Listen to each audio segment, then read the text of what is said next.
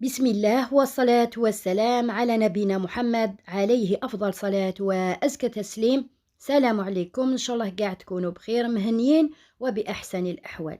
اليوم بإذن الله راح نحضر معكم وصفة تقليدية بزاف بنينة اللي هي ثمثنة الزيت ولا مطلوع الزيت.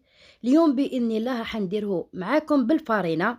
الأصل تاعو كنا نديروه بالسميد رطب، مي انا اليوم راح نديرو معاكم بطريقه سهله بسيطه ما يشدش وقت في العجين، وحتى في طريقه تشكيله راح نديرو بطريقه مبسطه ويجي معاكم ناجح من اول تجربه. يجي خفيف، يجي كاع خيوط الداخل كما راكم تشوفوه بالصوره، بمقادير بسيطه مليح لجميع المناسبات.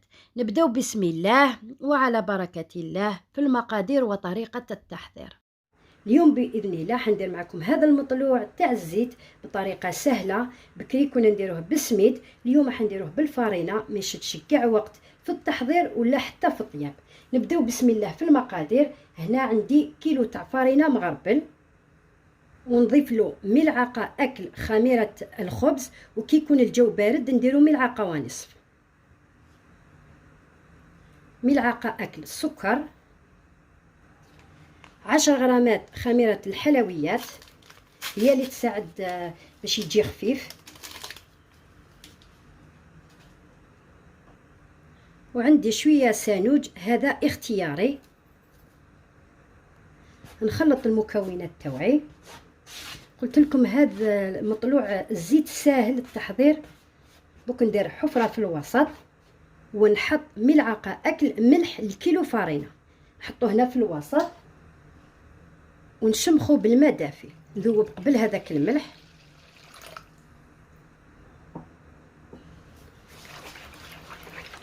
هذا واش نحتاجه. نذوب قبل الملح جيدا ونخلط حتى نتحصلوا على عجينه تكون متلاصقه. العجينه تاعنا تكون متلاصقه.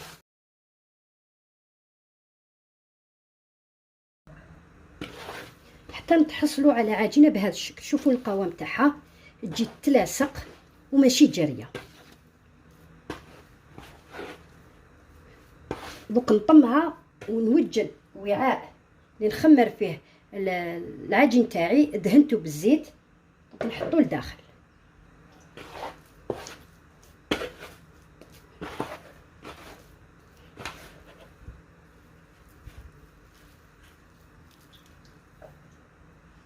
دوك ندهنو بالزيت ان العجينه تلاصق. هنا نغطيه كي تضاعف الحجم تاعو نشكلوه ونطيبوه.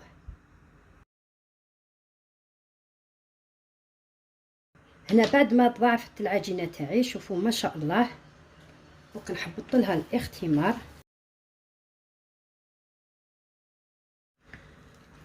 ونحي جزء منه، نقسمو على 2 ولا على 3. وهنا عندي السميد متوسط.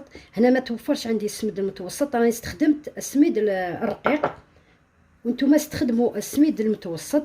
راح نرش البلون دو طرافاي تاعي بالسميد. شوفوا تكون العجينه تلاصق.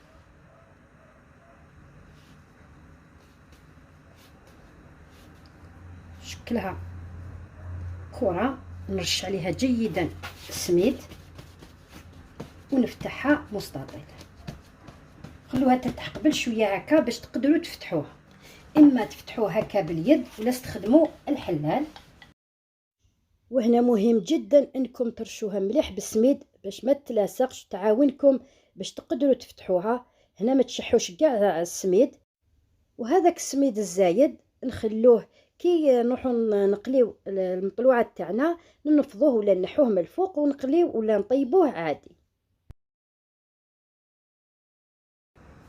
وهنا بعد ما فتحتها دوك نقطعها الى مثلثات قبل نقطعوها الى مستطيلات. نديرو هنايا السميد في الوسط، نقطعها على 3.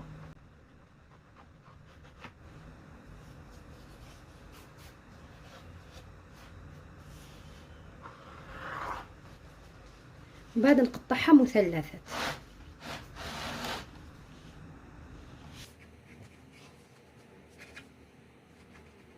هنا الشكل تكبروهم ولا تصغروهم كل واحد كيفاه يحب.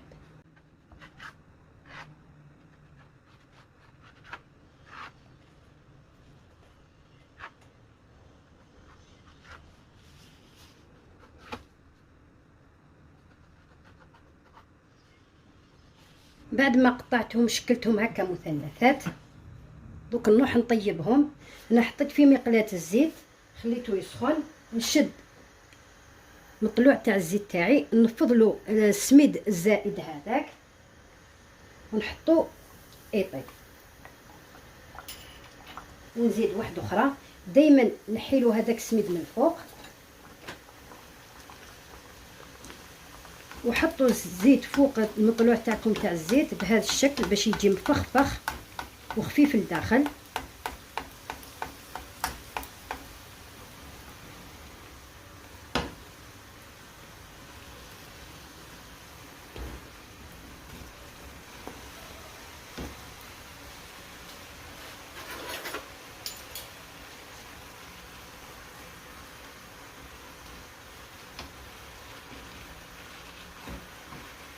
كمل مع البقيه تاع العجينه اللي بقات لي. كي تشوفوا الزيت سخونه نقصوا الفرنو، مره تزيدوا له مره تنقصوا له حتى يطيب مليح لداخل.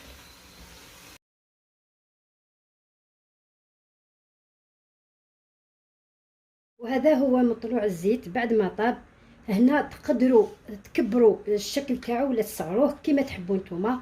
وكذلك كي تكونوا طيبوه يلزم مره على مره تصفوا الزيت تاعكم، لان هذاك السميد اللي يكون من الفوق يحبط للتحت ويحمر لكم ولا يكحل.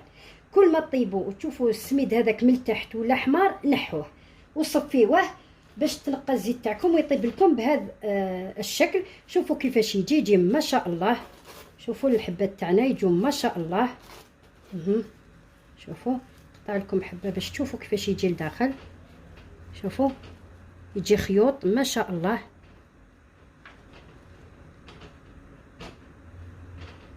هاو الخفاف تاعنا ولا مطلوع الزيت كيفاش يجي من اروع ما يكون. يجي ما شاء الله ساهل. شوفوا كيفاش يجي خفيف، يجي فارغ. شوف يجي خيوط لداخل. درتو معكم بطريقه سهله مبسطه، عطيت لكم بمقادير مضبوطه. نتمنى تجربوه لان وصفه ناجحه 100% من اول تجربه. تلاقوا باذن الله في وصفات واحد اخرين وافكار جديده. ما عليا غير نقول لكم خليتكم في رعايه الله وحفظه، والسلام عليكم ورحمه الله تعالى وبركاته.